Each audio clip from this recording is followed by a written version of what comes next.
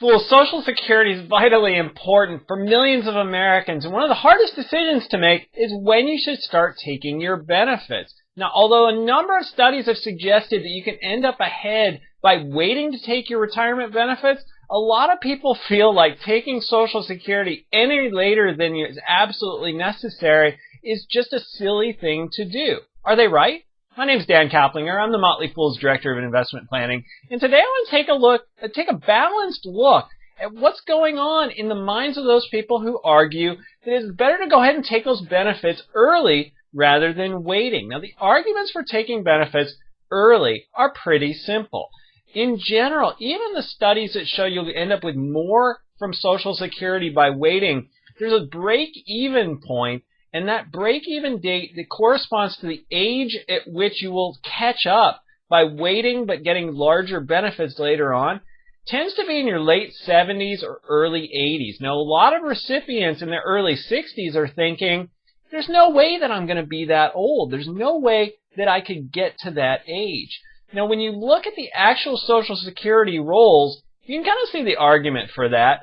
Out of the people who are currently getting Social Security right now, who are above age 62, about 40% of them are 75 or older. About 1 in 8 of those recipients is age 85 or older. So you don't see quite the numbers that would argue that that makes sense to wait until, say, age 70 in the expectation of hitting a break-even date in your late 70s or early 80s. Now, one thing that you have to consider, though, is it's not just about you if you're married. If you're married, then the decision you make also has an effect on your spouse. And so it's joint life expectancy that you need to pay attention to. But in deciding making those decisions about your benefits, you also have to consider the value of the money to you. Sure, you get a reduced benefit if you take your benefits early, but it does give you that money now at a time when you might be better able to enjoy it.